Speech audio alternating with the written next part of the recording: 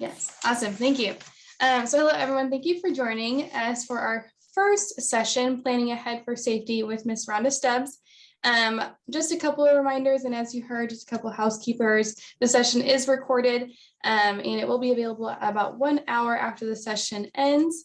We do want to hear from you in the chat. Ms. Rhonda, is okay if you have questions throughout the presentation that we can interrupt and kind of take time to make sure that those questions are answered. So please feel free to ask questions or comment. We recommend using the conference platform chat feature because that will work best when recorded too.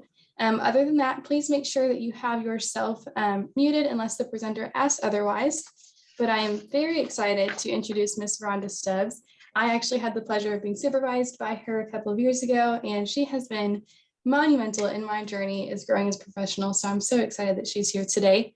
Ms. Rhonda received her bachelor's degree in Human Development and Crime Delinquency Studies from the University of Kansas. She has a background in corrections, working in a minimum facility, guys, words are hard, I'm very sorry. We're all in this together, right?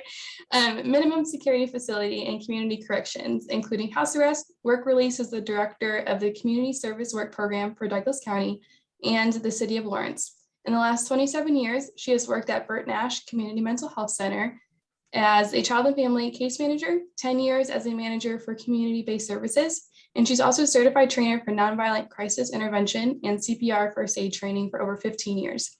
For more than 20 years, she has been a trainer for the state of Kansas, providing training for new CMHC case managers. She's passionate about teaching others valuable skills in family systems work. So with that, Ms. Rhonda, I will let you go ahead and get started with your session. Thank you, Kale, and welcome everyone. And as she said, as I go along here, please put in the chat if you have a question, because I'm all about asking it in the moment if something hits you. And if I don't know the answer, I usually know where you can find it. So, okay, you can go ahead and move up to past that, the next one there, Ms. Kale. Thank you. Today, we're going to focus on planning and safety tips for community-based services, because all of you, I'm assuming, are going to be working in the community. We're also going to look at personal safety when you're in those situations, and after it occurs, incident reporting and documentation. A saying my dad, I'm sure you've heard this from other people, but my dad always told me better safe than sorry. And I've always remembered that saying. My husband actually calls me the safety coordinator at home, because I always kind of look at things in like the big picture, like how is this going to be safe? Excuse me, is there anything we need to do to change to keep everybody safe? Okay. We're going to watch just 3 minutes and 56 seconds of this little introduction, but this young woman did a very excellent introduction to what we're going to be talking about today.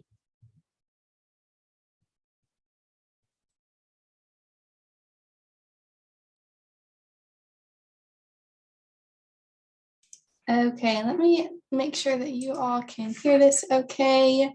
Give me a thumbs up if you can hear it. Channel where I help social work. Awesome. Workers, counselors, and helping professionals deepen their level of self-awareness while increasing their competence and confidence in the profession.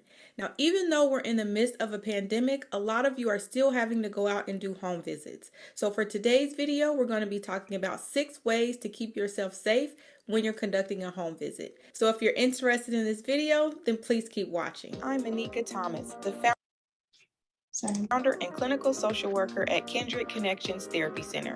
I've been a social worker for over 12 years. I decided to do an entire YouTube channel on my journey from cubicle working social worker to successful entrepreneur. Welcome to my channel. One of the most commonly known positions where social workers oftentimes conduct home visits is through CPS or Child Protective Services.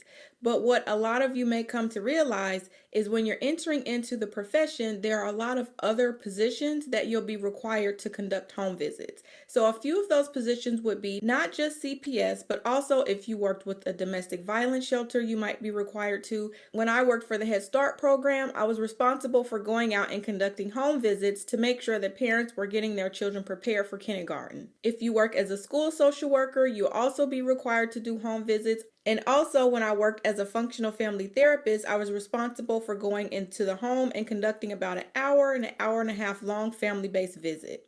Also, if you live in an area that has a program like Help Me Grow or Infant Readiness Program, or a program that works with parents to help give them parenting skills and to learn what to do with their young child, you'll also have to do home visits for those positions as well. So know when you're getting into the social work field, you want to know if home visits are a requirement of your job description. So let's go ahead and get into the 6 steps for keeping yourself safe. And just know in general that the social work profession comes with a high level of risk. We're working with clients who are in crisis. We're working with clients who are going through extreme transitions in their lives. They will have a lot of anger, sometimes a lot of anxiety and a lot of fears. And you'll have to learn how to help families manage that. So because there can be a high level of risk, you always have to be on guard because things can happen very quickly in a short amount of time. 2 other things that I think are important to note before we get into the 6 ways to keep yourself safe is 1, it's going to be totally normal for you to have some level of anxiety and fear when you're going into a new environment. That's our body's way of keeping us safe. So that natural feeling of being nervous and not knowing what to expect, that's going to come up. So make sure that you're patient with yourself, that you're giving yourself grace, and that you're learning how to manage that anxiety when you're going into these new environments. The second thing to keep in mind is that the neighborhoods and the communities and the apartment complexes that you're going into, these are communities that our families are living in every single day. So even though you might fear for your safety, know that our families are coming in and out of these communities every day. And although they might know some of the people who live in the community and you're new, you want to make sure that you manage any thoughts and feelings or any type of judgment that comes up as it relates to how our families live and where they live. Because our definition of safety might be different from what our family's definition of safety is. And it doesn't mean that we can't bring them along to help them understand what a safe environment is for a child or for themselves. But we also have to know that because families are living in these environments every day, what you deem as unsafe, they might not deem as unsafe. And the reason why that's so important is because conversations around safety come up when you're scheduling the visit. And you don't want to give the client the impression that you're somehow demeaning them or looking down on them for where they live or the degree to which they've been able to provide a safe environment for themselves and for their children. Now, these 6 things are in no particular order. It's just 6 things that you want to be mindful of. As you progress in You the can field, pause it now, Miss Kale. adding to the list. Yeah. Thank you. I just really liked her introduction because she reminded us to not judge when we're going out, but be mindful that we do have some anxiety and things going on with us. But as she also mentioned, that's our natural response to help keep us safe. And we'll be talking about that today. I know Kale mentioned my experience. You can go ahead and go to the next slide. That also includes, when I was a case manager, I was on call 24/7. So I got called out at all different times of the day and night for all different situations, and you never knew what kind of situation you were going into. So I've experienced a lot of the things that we're talking about today. And as I mentioned, if you have questions, please ask. I also set up electronic monitoring for people that were on house arrest, and I would often have to go give breathalyzers at all times of the day and night to individuals to see if they'd been using substances. So I know it can be, scary, stressful, not knowing what you're getting into, but that's why we're going to talk about these things today. Planning for home and community visits. There's several things that are really important, and they seem so simple, but you'd be surprised how many people don't do these things. Make sure that you contact the individual or the family ahead of time to get as much information as possible. Unless, of course, if you're an individual that goes in and it has to be done unexpected or in a situation where you can't call them ahead, I understand that, but in most situations you can call ahead. So talk about what you're going to be doing when you're there, what's a good time for them. Keep in mind, what you're going over there for, and maybe the time of day that would be the best. Ask questions like, who's going to be there? Who lives in your home? Tell me about your family. To get a gist of who is supposed to be in the home when you get there. Verify the address, directions, and phone numbers. You may have one phone number, but maybe the day that you're, going over there, you're supposed to get a hold of dad instead of mom, and his number isn't listed. And directions can also oftentimes be different on like Google Maps versus your GPS. So you need to look those things up and check it around and verify that the address that you have is correct. Because I know we have had typos or things left out on our documentation here at Burt Nash. So, or the address wasn't updated. Maybe they just moved and it didn't get put in the system yet. The next item is very, very important. Keep your schedule updated and make sure that other staff have access to that schedule. So if you do it on the computer, we have two ways or several ways that we do that. We have what's called Brighter. It's our electronic medical record, and individuals can put their schedules on there. So actually anybody in the center can look and see where someone is at any time of day.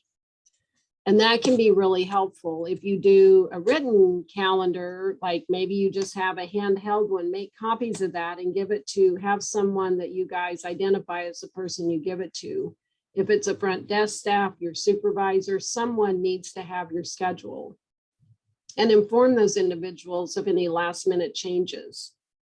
Because the last thing on this slide is the only way someone can send help is if they know where you are. If they don't know where you are, then, and you say that you need assistance right away, they don't know where to send that assistance. Okay, you can move it up. Things to remember when you're setting up this visit. Always have your phone charged. This day and age, we have cell phones. Everybody uses their cell phone for everything. I remember back in the day when I started as a case manager, I kid you not, it was in 1994, and I carried rolls of quarters around because we had to know where all the payphones were in town. So we've come a long way from using payphones and pagers. So be thankful you don't have to do that anymore. But do make sure that your cell phone is charged, because if you need help, remember your phone is a lifeline. It's a way to contact 911, contact your agency, contact a supervisor, look up, if you have a phone that has internet accessibility, you might be able to look up something that you need to look up. So I can't stress enough, you're going to hear me say that several times a day, is always have your phone with you and have it charged. Know your agency policies. As talking, I don't want you to go back to your agency and go, hey, Rhonda Stubbs told me to do this. I'll give a lot of suggestions, but I also want you to stay within your agency requirements and policies. So ask a supervisor if you have questions about those. But make sure when you go out on a home visit that you're dressed appropriately for what you're doing. You don't want to overdress to where you make the individual you're meeting with feel uncomfortable, but you also want to look professional. My staff, I work with what we call behavioral health specialists, or you might call them an attendant care worker. I tell them to be dressed casual but covered, because they go out and play with children, and youths. They're out in the community and in the schools, and I want them to be comfortable and be able to chase a child across the playground if they have to catch them or something. Which brings me to the shoes. I recommend you wear comfortable shoes so you're able to move quickly and safely if needed, because you never know when you might need to exit quickly, or if you are working with children, you might have to take off after, an eloping child and make sure they don't run in the street or something, depending on what your job is. So again, dress accordingly to what you're doing, but make sure that you wear reasonable clothing so that you're able to get out if you need to. I also recommend that you wear something with pockets. Now that we're coming into fall, it's easier to wear jackets with pockets, because you always want to have your vehicle keys and your cell phone on you. Do not lay them down on an end table or a kitchen table or a chair. Have them on you, because if you need to leave in a hurry, you don't need to be looking for those things. Those are the two things you need, are your keys and your phone to call for help and to escape, to get out. Take into the home only what you need. If you have, nowadays, a lot of people have laptops or tablets, you might need to take your tablet in, or you have some releases somebody needs to sign. Just take in those items.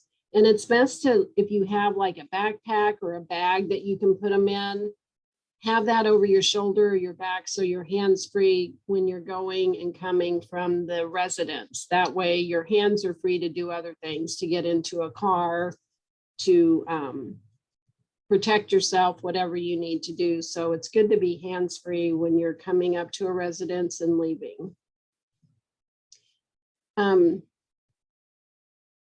And also contact the family or the individual ahead of time and remind them that you're coming, unless you are required to do unannounced visits. Again, some of you may have to go in unannounced.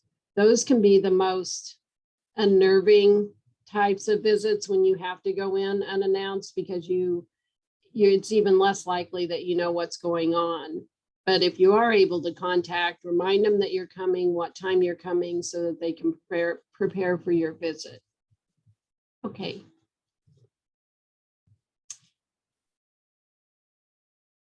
Things that you want to remember, and I'm going to give you some examples as we go through the next few slides, different things that have happened to me in my years of experience here, so you can kind of see better how things might look in a situation, or if you have a situation that comes up, you can sure ask questions about it or share. It's really important. Our car is another part of our lifeline when we go out in the community.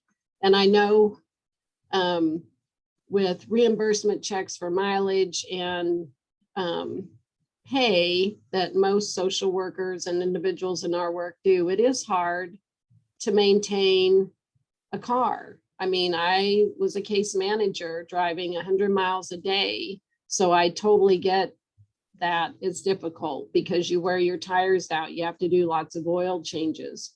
But it is very important to keep your car in good working order. Also keep sufficient gas in the tank. I had a staff a while back who miscalculated their gas tank and had to call because they ran out of gas on their way. It was after their visit. They didn't have a child with them, but they could have easily ran out when the child was with them. So it is important, to make sure you have enough gas in your tank to do what you need to do. I always recommend to my staff to never let it get under half a tank. That's a good, unless you're doing a lot of traveling from town to town. Some of you may be regional, like cover different regions of Kansas. So in that case, I would want to have a full tank. Keep your valuables out of sight. Put them either in the trunk or under your seat before you leave the office or your home, wherever you're leaving from to go to the home visit. Don't do it while you're there out in front of their house. It's best to do that before you leave, because you don't want to see people. You don't want people to see you putting those things away. But put your purse, if you're not taking a computer in, all those kinds of things, put them in the trunk or stick them under somewhere where people can't see them. You want to find your location ahead of time. Take a drive if it's a new place you've never been, especially if you meet people in rural communities. Take the time to drive out and go to where you're going, because you don't want to get lost, and it'll make you late on your first visit. You also don't want to be driving around, especially if it's at night, not knowing where you're going out on country roads. So pull it up on Google Maps or some other MapQuest, something that you like on the computer, and plan out your route and go visit the place ahead of time if it's somewhere you've never been. Make sure when you plug in the address, does it have north, south, east, or west? Does it have lane, circle on the end of it makes a difference in a town, putting those endings or beginnings on the address. It can send you on the wrong side of town. That's happened to me before. I've left off north, whatever, and I end up on the wrong side of town, and I see some heads nodding. It's like you go to circle lane instead of circle street, and you're driving around looking for something and they're not there. Also, it's helpful when it comes to apartment complexes. Look for the building, look for where the actual apartment is, so that you're not wandering around when it's time for you to be at your appointment again, especially if it's evening time or nighttime. Are you familiar with that area? Look around when you go driving around. If you work in the city, I've worked with case managers who, work in Wyandotte County or in Manhattan or Wichita. And it's a lot different from in Lawrence. And some of you may be from the bigger communities. So you need to familiarize yourself with the area if you've never been to that section of town before. Is it well lighted? If you do need to do evening visits, can you see where you're going? Can you see the apartment complex? Because I don't know you guys, but I've been on streets before where it's pitch black. There are no street lights and you're going there to meet somebody and it's kind of creepy, actually. It can be kind of scary. And especially if you don't know where you're going, it can be very unsafe. So make sure that you check things ahead of time. Check out your parking options. Do you have to walk from a parking lot to the home? Park on a street facing the way that you want to exit. You don't want to have to back out, and it's recommended that you never pull in a driveway because you can be blocked in. If someone pulls behind you or parks behind you and then they leave, maybe they think, and it's not always because, they're trying to block you in to hurt you or something. They just pull in, and maybe dad pulled in and didn't know that that wasn't one of the teenager's friends. And he went, he left and his truck's there stuck behind you and you can't get out. So parking on the street facing the direction that you want to go is very helpful. Park in well-lit, visible areas as well, if possible. Again, sometimes you don't have any choice because the street's dark. They don't have any street lights. So in that case, always have a flashlight on you, which we'll talk about as far as working at night. Are there any questions about just planning ahead and getting yourself situated before you go out to meet with somebody? Okay, we'll move on. If somebody thinks of it, if I missed anything else someone has thought of, please let me know.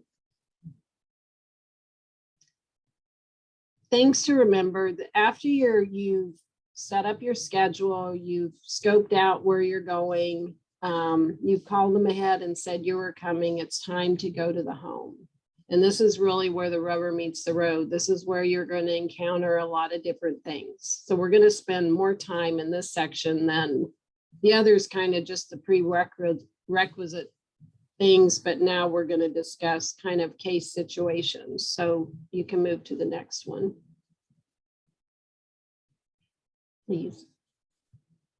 I love the minion, guys, but it doesn't, the personal safety I take very seriously, and I think Kale can attest to this.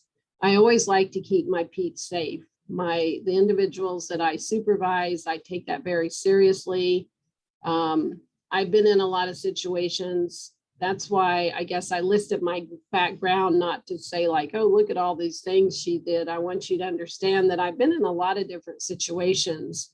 Everything from, when I worked at the minimum security facility, having inmates, it was for male inmates. And sometimes I would be working, if you can believe it, night shift by myself doing room checks.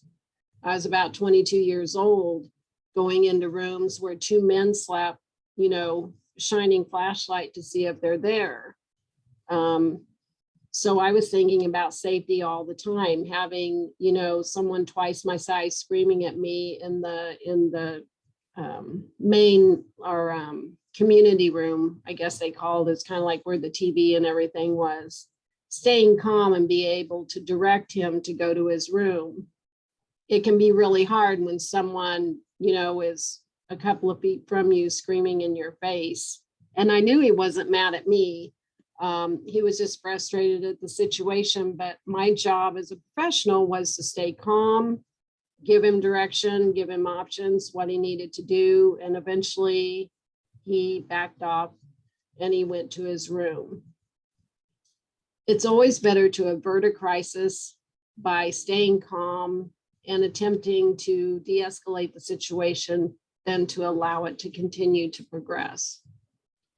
So as we talk through personal safety, we're going to talk about those kinds of things. Again, as I noted, I told you I'd say it several times, always have your phone charged. Get in the habit of charging it daily and have it with you. Guard your personal information. Only give information that's necessary. Again, I think from my corrections history, I tend to not give out a lot of personal information when I first got into this job at the Community Mental Health Center. Because working in corrections, you don't, like, I didn't have pictures of my family in my office. You know, I didn't talk about my family. I had 3 boys, or I still have 3 boys. They're just all grown-ups now. But, you know, you just didn't talk about those things because it was part of the safety protocol when you worked in corrections. Well, it's, you know, in social work, it's a little bit different in that you might share a little more yourself, but you still want to be very guarded. Depending on what your job is, you may just give your name and your business phone number, and that's all, and what your job is. If you're a case manager, like when I was a case manager, I was also a mom. So telling a mom, wow, I really can empathize with you. I have 3 kids. You know, I would say something like that, but I didn't go into detail about my children. So you want to, depending on what your position is and what you do, be very guarded about your personal information. You don't want people to know everything about you. That comes to your social media as well. Keep it locked down. Don't share. If you're working with an individual, you should not be sharing your Facebook and things with them, like friending, because people will want to friend you. You politely just say, I'm assuming, I guess I should say, I'm used to the mental health center. So I'm making the assumption that most of the agencies that are listening in, it's the same rule that you don't share on Facebook or anything with the individuals that you're working with. It's just a good practice because it keeps that professional boundary there. Pay attention and assess the situation when you go in. Look around, notice, you know, are there different people there that's been there than you've seen before?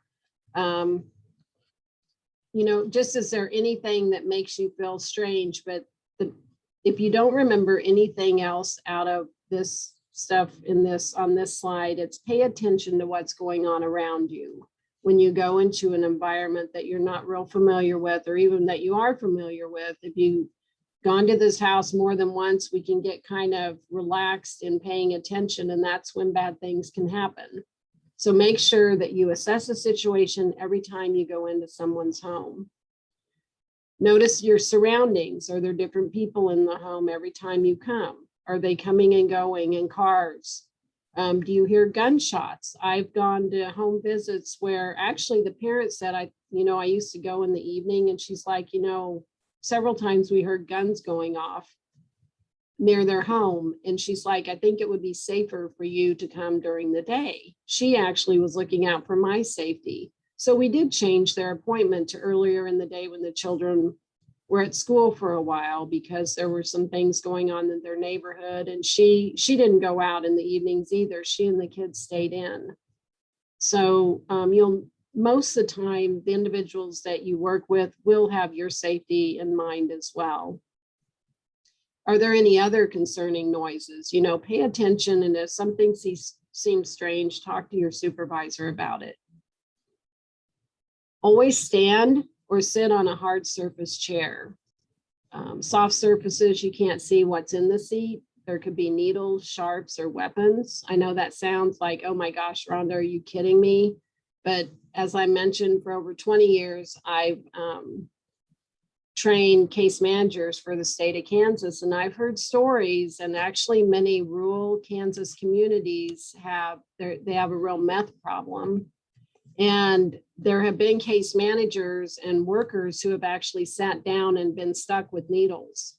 So it's a real thing. So be aware of those kinds of things when you go out. It's better to just sit on a hard chair or stand. Or even I've sat on the floor before in situations, especially if I'm talking to the kids or something. Pests can be a problem, and this seems strange to bring up, but be aware of roaches, fleas, and bed bugs. They can go home with you in your clothes or in your bag or backpack. You always want to be respectful and professional when you're there. However, you want to be aware of this potential.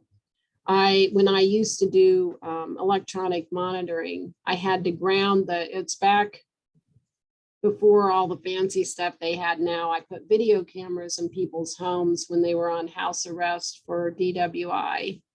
And I had to ground it by connect it to a light socket. So I had to take the faceplate off. And one time I went into a home and, I was doing my thing. I had my screwdriver out and I opened the little cover plate that was on the electrical deal, and roaches just started crawling out onto my hands. Well, to be respectful, I know this family rented this home. They were really actually very kind people, and I didn't want to embarrass them at all. And I just kind of flicked them off and kept working. I didn't say anything because I know the parent would have been horrified if I had gone, oh my gosh, what's going on here? And sometimes that's really hard to do, but to be respectful to someone, if you are in a position where you can offer assistance, you notice, they have a real pest problem, roaches in particular, offer assistance if you're able to do, if your agency can provide that. Bed bugs are another issue. If you know someone has bed bugs, it's better to not meet at the house until that's taken care of, because those things are very, very hard to get rid of and very expensive. So our policy here is if someone has that, we don't deny service, we just don't do it in their home. We do it elsewhere until they get that taken care of. So those things can be a real safety issue for yourself and your family if you don't pay attention. And I suggest that you make that home your last stop of the day, and then go home, get your clothes off. I used to go in through the garage, throw my clothes in the washer, and then go shower.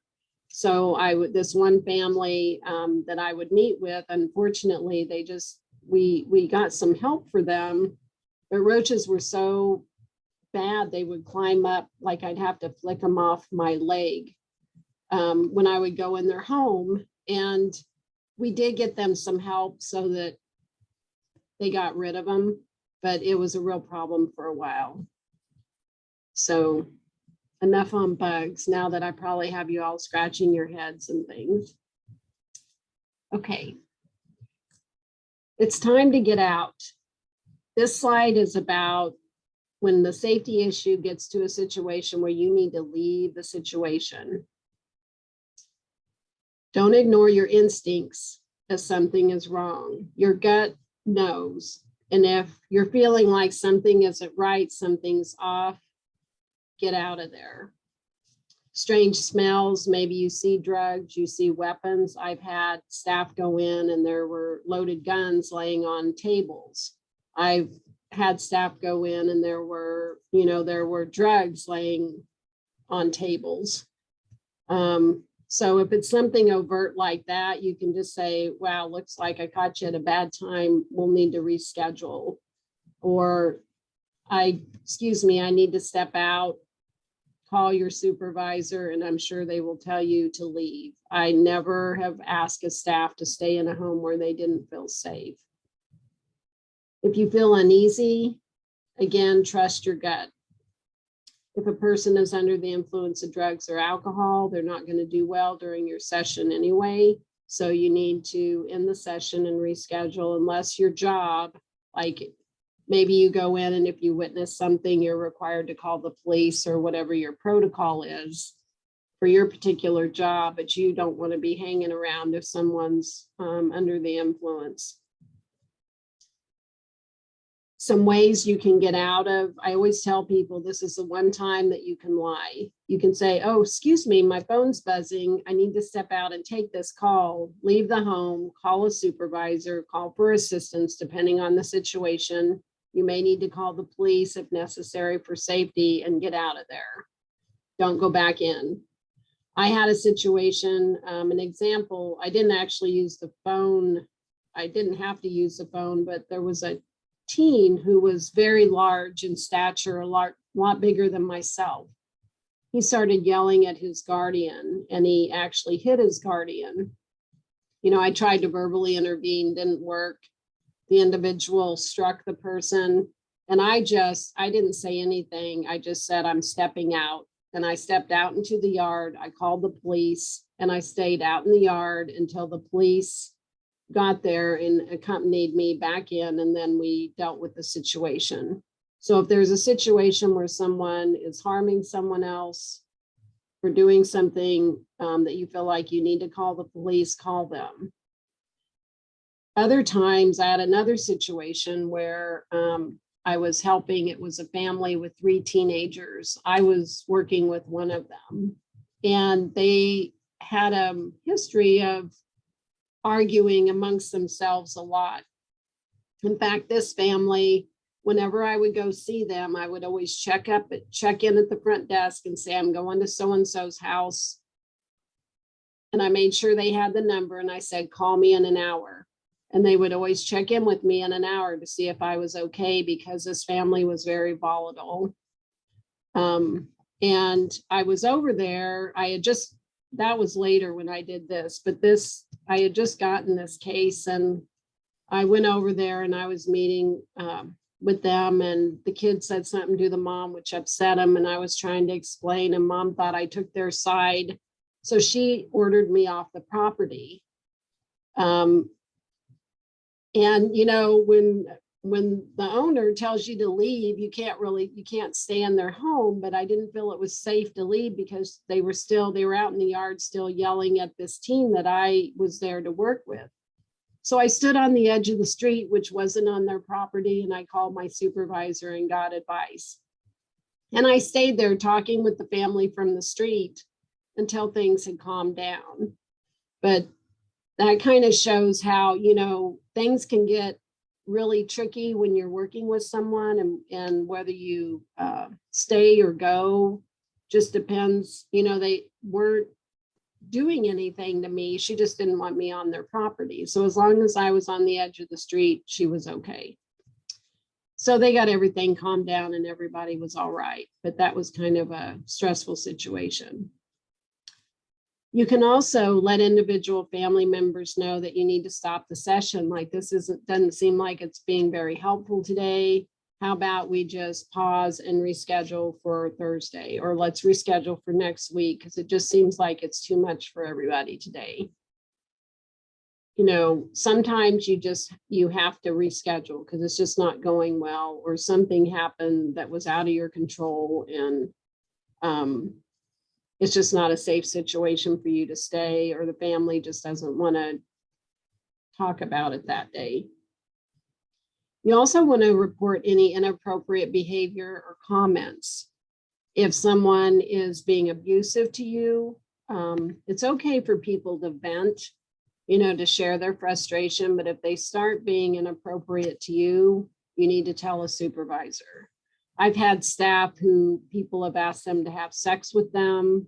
I've had family members catcall at female staff, and we had to work out where the teen would come out and get in their car so my staff didn't have to get out. I had one staff who had a family making racial comments to them. And it actually was a good teaching moment for the family. The staff wanted to be involved in talking with them about it. And it ended up being really good. The family apologized and the staff wanted to continue. They had the option of not working with them anymore, but they wanted to continue working with them. And the family actually it was a good teaching moment for them. Some of that was just how they were raised and realizing that what they were doing was not okay. So sometimes those moments can be teaching moments as well. But don't ever feel like you have to stay in an environment where someone is being abusive. Do tell a supervisor and get their help with that. You always want to follow your agency policy to report crisis, safety issue, or other serious events, which we'll talk about at the end here. If the police are called because you called them, like I did when that kid hit their guardian, then you stay, explain to them, you know, what happened and what you need. So the officer knows when they go in what they're needing to do or what you're looking for help with. But understand that once you call the police and they come on board, they're in charge. So they may choose to do something that you didn't plan, but once they come onto the scene, then they pretty much can take over. If the police come during your session, like you're just in there with the family and somebody comes in and tells everybody to get on the floor, then get on the floor. You do whatever the police say. You don't go, hey, oh, excuse me, I'm the social worker over here. You just do what the officer says, because their job is to secure the scene, and then they'll ask questions as to who you are. So you just do whatever they say. If they tell everybody to put their hands somewhere, then you do that and then follow their instructions. Because I had a case manager that we did training and that happened to them. They were in a session and it was a drug raid. And the police came in, told everyone to go to the floor. And, you know, they had to lay there with their hands out until the officer came around to each person to see who they were. And then they let that person go.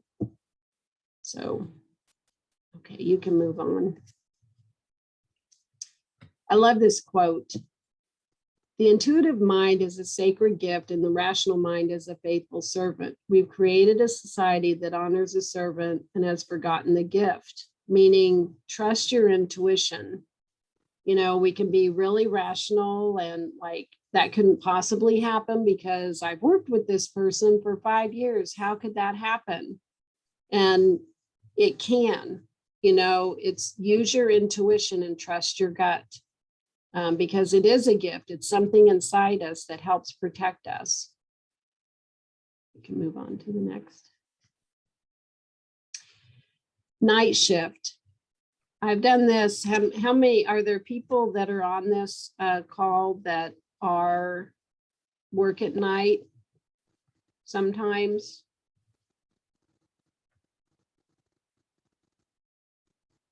Anybody?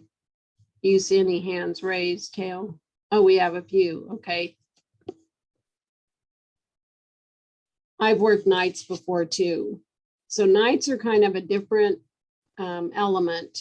And so I wanted to spend just a little bit of time to give some extra safety things at nighttime.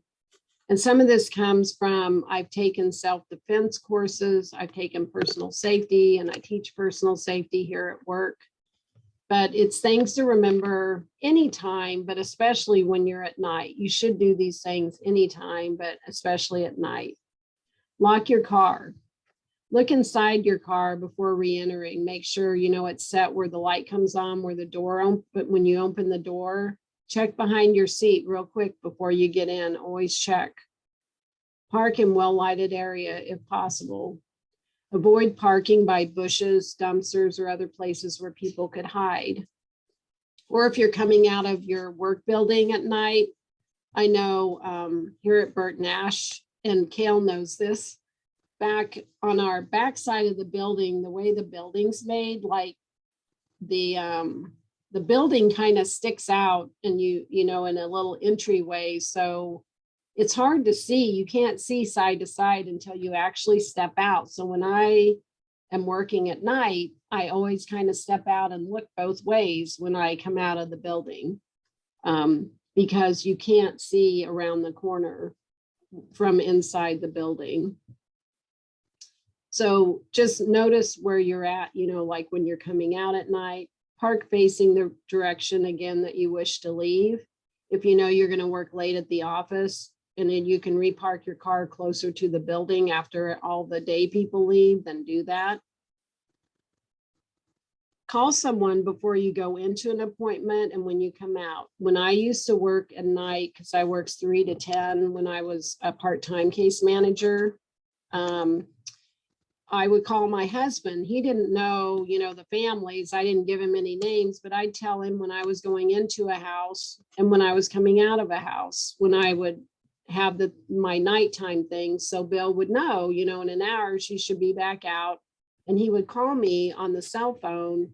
And I had a personal cell phone with me. And we actually, not everybody chooses to do this, but my husband and I chose to have trackers on our phones. So if for some reason I did need help or he needed to locate me, he could find my personal phone. But I would always call Bill and say, hey, I'm going in. Okay, I'm back in the car. So he would know I was done with that appointment. Then I go to the next appointment. So because back then, nowadays it's different. Like there's people I could call, but there wasn't anybody after hours. There really was no one I could call during that time. So my husband was my lifeline during that time when I went in and out of places. Again, I kept confidentiality. I never gave him the names or addresses, but he knew when I was coming and going. Have a working flashlight, or you can use your phone for a flashlight when you go out, if it's dark. I have a bright little rechargeable flashlight. It's itty bitty. It goes on your keychain, but it's really bright. Like it would blind somebody if you shone it in their eyes.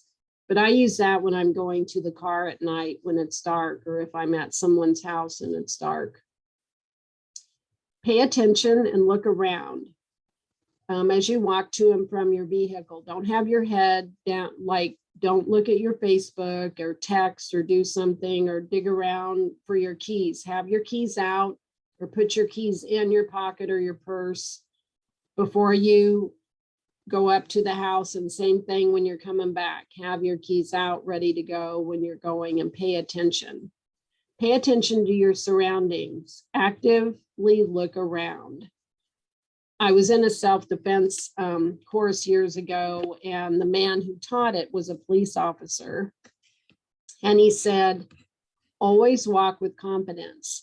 He said, look around, don't have your head down and don't act scared. He said, always have your head up and look around like you get it. Because he said people are less likely to bother someone that's looking around, paying attention to what's going on around them, than someone who is kind of folded up or not paying attention. So this is one time you don't want to look at Facebook and stuff. You want to pay attention, get to your car, and then carry on to wherever you're going. You can check Facebook later. I always recommend to staff to know some kind of personal safety techniques and think about taking a self-defense class. I think it's always a good idea to have that information so it's available to you. But that's a personal choice. You can go on to the next slide.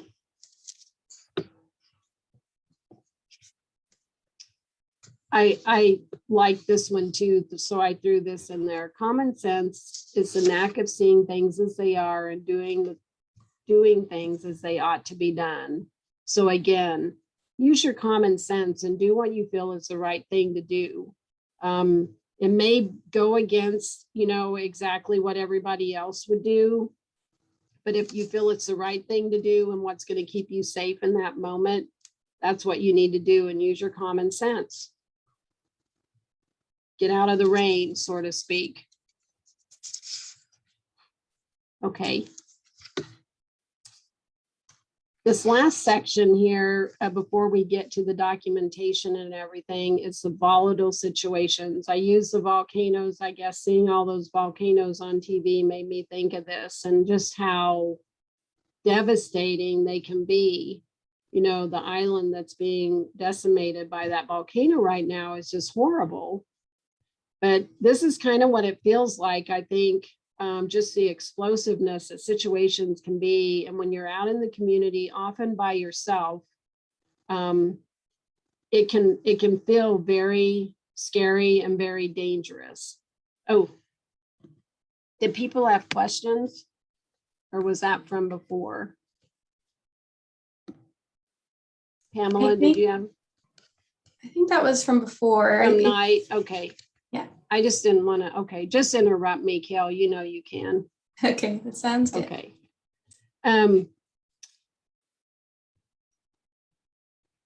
If you know that you're entering a possible volatile situation, take someone with you if you can, or let a supervisor or coworker know where you're going before. As I mentioned, that one family I used to go to, I would always check in at the front desk, and they would check in at an hour. Usually my sessions were a couple hours long, but they would check in halfway through to see if things were okay.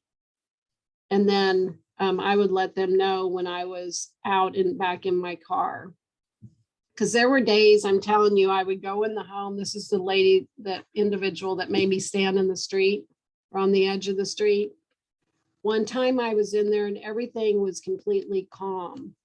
We're sitting there just talking about, I don't know, whatever the goal, I don't remember. We were working on school skills or something with the teen. I can't even remember. And all at once, somebody got upset and stuff started being hurled across the living room, past my head. And it wasn't going at me, it was being thrown at the other person in the house.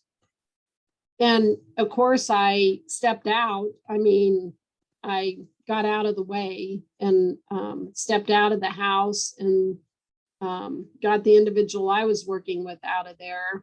And then I helped calm the situation. But things like that can just happen out of nowhere. Another time I'd been working with this teen. They were on the spectrum. They had like autism spectrum things going on. And I bet I had worked with this person for more than 3 years, never shown any kind of aggression. I walk in one day and something hurled across in front of my face. Well, it was a clay thing that the individual had made in school. And if that had hit me in the head, it could have killed me.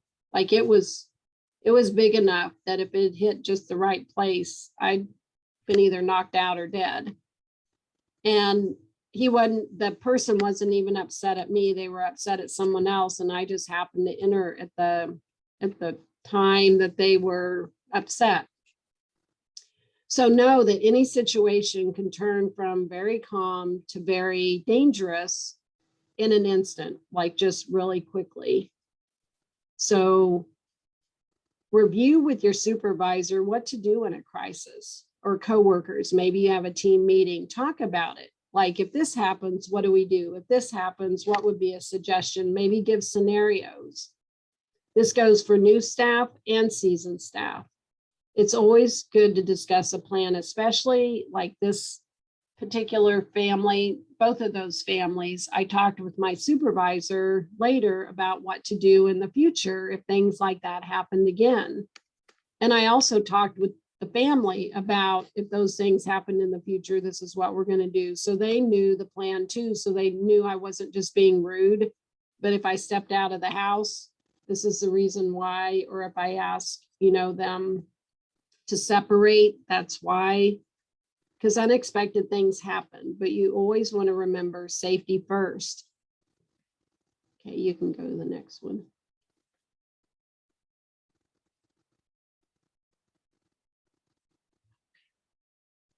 It looks like they said that the chat function wasn't working. So if you guys just unmute yourself and say, hey, I have a question, that's fine. If you have a question, or let Cal know, you can raise your hand or something. So again, volatile situations, notice your exit. Never assume someone won't hurt you, even if you've known them for a long time. Take all threats seriously. I was in a situation with a different teen. Usually happens with teenagers, I guess. This was long time ago, but I remember sitting talking with their guardian. And this individual would always want me to go upstairs into their room to look at something. And I would say, no, you can bring it down here. I'll be happy to look at it down here. And I would always tell, I was the case manager, and I was always tell attendant care, don't ever go upstairs. You stay in the living room till that individual comes down, and then you leave with them. And then when you come home, you check in with guardian, and then you leave. You don't ever go upstairs. Well, one day I was sitting talking to guardian, and they had an old house. So they had a deadbolt that was keyed. It didn't have a latch on it. So if you took the key out, you couldn't get out of the house. And this individual locked the door and announced to me that they had locked me in and they weren't going to let me go. Well, I could have done one of two things. I could have demanded, that they open the door, which is what probably they were expecting me to do. And that probably would have escalated the situation and become a power struggle, because who had the power? He did, because he had the key, not me. So I just ignored and kept talking to the guardian. And this person kept kind of walking around me, and I was looking around thinking, even though I was talking to the parent, there was a big plate glass window behind me that was just a few feet off the ground. And I thought, if this individual tries to do anything to me, I'm taking this chair and I'm throwing it through that window and I'm getting out that way. That's literally what was going through my head. Because at that moment, I wasn't worried about replacing a window. I was worried about getting out of there safely if he chose to try to harm me. Well, thankfully, it ended. I just ignored. He kept kind of walking around the table, looking at me, saying, you're locked in, you're locked in. And eventually they went over there and they unlocked the door, and I was able to get out. But it can be really scary because, again, you don't know what somebody is planning on doing. I don't know if he knew what he was planning on doing. I don't even, to this day, I have no idea why he did that. But think about, be aware and look around and think of, how am I going to escape if somebody's doing something like that or scaring you in a way and you can't get to the door right then? What am I going to do? So look around and look for other exits. Start moving toward another exit as you're talking.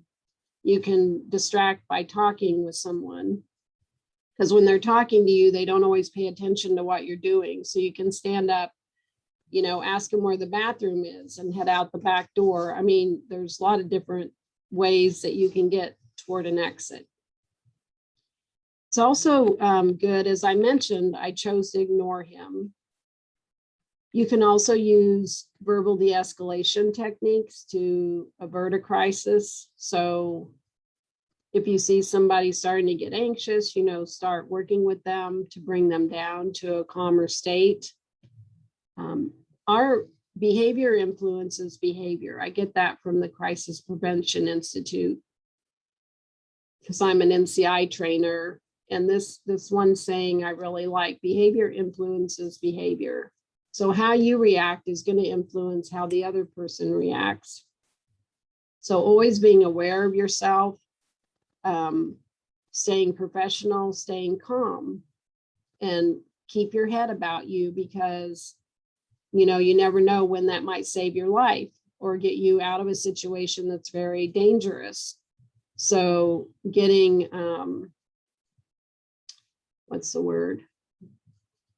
not staying calm could cause you not to think straight. So you take deep breaths, call somebody on the phone. That's why I say keep your phone with you. While you're sitting there, you need to text somebody and say that you need them to come over, you can do that. There's a lot of different ways to contact people these days. If abuse is suspected, as a mandated reporter, you're required to report that to DCF. So while you're on the visit, if something like that happens, you need to report it. Our goal is to always keep everyone safe. If the individual threatens to hurt self or others, you must follow with a crisis screen, getting them some help, either if you're a therapist, from you, or Again, you might need the police help to get them to a hospital. Maybe the parent or significant other can take them to the mental health center, to a hospital to be screened. So our goal is to keep everyone safe. But if you don't feel you can keep yourself and others safe, call for help. Leave and call for help. Get out of there. Okay, you can go to the next one. I love, actually, my husband wanted to put this one in. I don't know how many Pink Panther fans we have, but in this little scene, just so you know why I have this on here, Clouseau is a silly investigator, and he goes into this hotel and he goes, "Does your dog bite?" And the guy's like, "No, my dog doesn't bite." And so he leans down to pet this dog and the dog bites his hand. And he's like, "I thought you said your dog doesn't bite." And Clouseau says, or the man says, "That's not my dog." So it's important, to pay attention to animals in the house, of the place where you're going. That's why I have this slide in there, because we're moving into pets. And what is your safety? What is safety regarding pets? So you can go to the next slide. Animal safety. It's best if you ask the individual to put the animals up during your visit. I know some, now that's excluding service dogs. Obviously, if someone has a licensed service dog, they may have them with them, but most time it's just pets, because animals can be triggered by many things. I even have an example of this one. I worked with this family years ago, and they had, what was that? I wrote it down because I always forget the kind. Saint Bernard. They actually had a pit bull and a Saint Bernard. The pit bull was sweet as can be, looked like a little Tootsie Roll, little brown dog, very sweet. The Saint Bernard didn't like hoods, and they warned me about that. Never wear a hood, like a hoodie, into the house because he thinks you're a burglar. And so I always, would take my hood down, and usually the parent would actually put this animal up when I was there. But occasionally I go in the house, and then it took them a minute to get the dog put up. Well, one day I had picked up some food for the family, and so my hands were full. I had a box of food, so both hands were full with the box. And I rang the doorbell, and it was raining. It was pouring down rain outside, so I had a raincoat on that had this big hood over it. Well, I wasn't thinking, because I had this food, and you had to kind of walk up some stairs into their kitchen. And I took the food up and I set it on the counter, and all at once I heard this, "No!" And at that instant, I thought, "Oh my gosh, the hood." So the mom had leapt over to jump on the dog, and I grabbed my hood and took it off, and I turned around so the dog could see my face, and he immediately stopped when he saw my face. But I about got my back end bit off by this Saint Bernard because he thought I was a burglar. So that's a good example of, the animals can be sweet as can be, but they can be triggered by many things. And in his case, it was a hood, and I forgot that day to take it off. So it can be really dangerous. Animals may nip at you or growl and make you uncomfortable. You may have allergies to animals. So it's not wrong to ask families to put their dogs up during your visit time. If you get bitten, I've been bit too by a dog, severe enough that I had to have treatment. And unfortunately I was actually not even in the house. I was out standing in the doorway, and the dog came out of the house behind me. But it was severe enough I had to, it looks like I have a little typo there. It should be bite. But if the bite's severe enough, you need medical attention, you need to notify the police. And the reason for that is if they get notified often enough that there's a vicious animal, something can be done.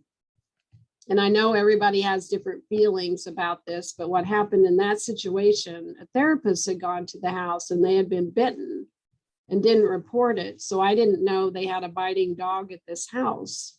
So then I come bringing an individual back from group, and I was just checking in with the family, and I was hurt because someone didn't follow up and, give information. So it is important to notify other staff, talk to your supervisor about what your policy is about that, because you also have to verify that the animal has the rabies vaccination, or you will have to get rabies shots, and the dog will have to be quarantined during that time to make sure they don't have rabies. But notify your supervisor, find out what you need to do regarding medical attention and doing an incident report. We all love, or most of us, I assume most people love animals, but there's a place and a time when you're there for the visit, you need to focus on what you're doing, not worry about the pets.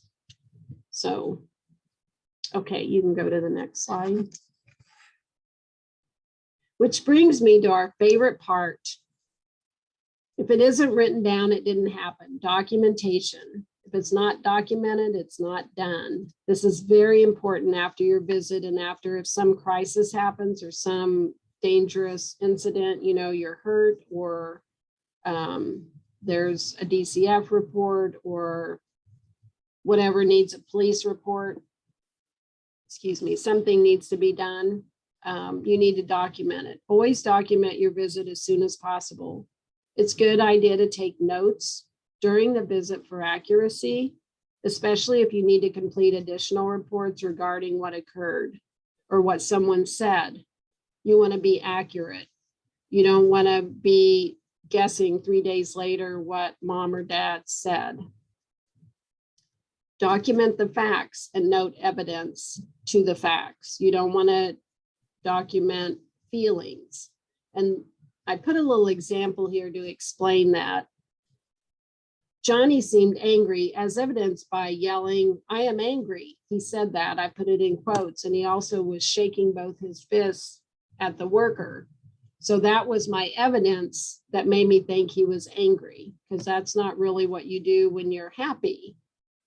So that gave evidence to what I was saying as far as him being angry. If you just said, well, Johnny was angry, but you didn't give any evidence, it doesn't give any reason like, well, how did you know he was?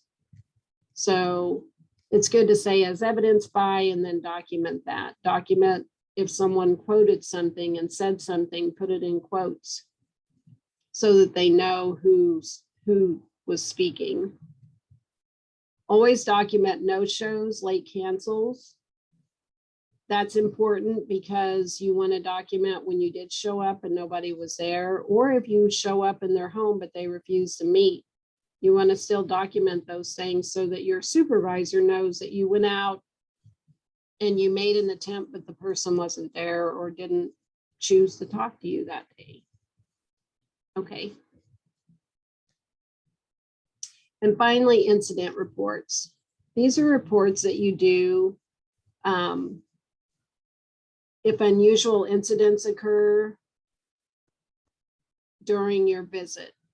So each agency has a different way to do incident reports. So complete reports according to your agency policy, but provide information about the exceptional event that occurred. This is like I said, if it's a DCF report, if the police had to be called, if someone was under the influence, if you got hurt while you were there, like the dog bite, I had to do an incident report.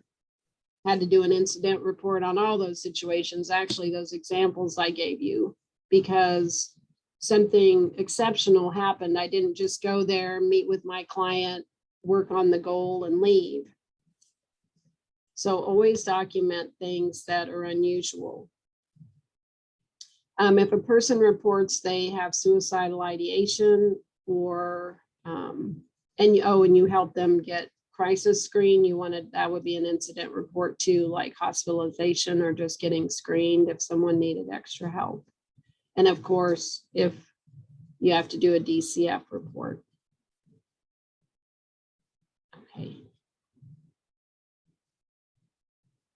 Now it's questions time. Does anyone have any questions or any examples of anything they want to share? Or anything I missed that they want to share?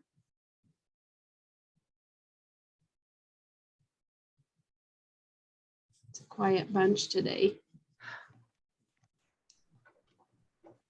I know it's harder doing Zoom because you don't have that interaction you do in person. But Hi, Rhonda. My Yes. name's Mary Hess. I supervise a home visiting program in Wyandotte County. And I don't know if you have any advice, but it's something that's been kind of sticking with me. I found myself in a situation back in the spring where I was in the middle of like a drive-by shooting, and I happened to be in my Oh. car. And so instinct told me just get down as much as you can. So I was kind of like ducked into the floorboard and just prayed that it ended soon. But it's really stuck with me because I don't know what to tell my staff, because obviously we're returning to that same neighborhood. I don't know, do you have any advice about gun violence, or how we avoid it, or how we remain aware of it, or yeah, how do we stay safe? What I would do, because what they did here at Burton Ash, and I think of this because of all the shootings at different agencies, and drive-by shooting is another one of those events that none of us have control over. It just happens wherever. Is I would ask law enforcement there if they have anyone that could come and talk to your staff about that, because they would be better equipped to give you advice on what to do, because we have police officers come and do what was called ALICE training. It was if a shooter came in the building, what do you do? And the police officer came and did a training with the staff because they were better equipped to do that. So that's what I would recommend, is that you have one of the police officers come. I'm sure they would be happy to talk and tell them, tell them what you want your staff to know. What do you do in that situation? Is there any way to avoid it? How do we know? Maybe probably there isn't any way to avoid it because it could happen anywhere. There's one that happened in Wichita last week. Unfortunately, somebody was from here knew the individual who was killed.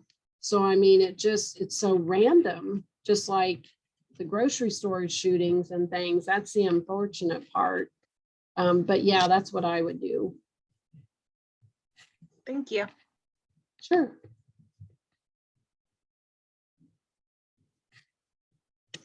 But I'm glad you're okay. And that sounds like a really scary situation. You did the right thing though, get down. I mean, that's really all you could do in that situation. Get down and get out of there and get down. Drive fast, I guess, get out of the situation, but keep your head down. Anyone else? That was a really good question.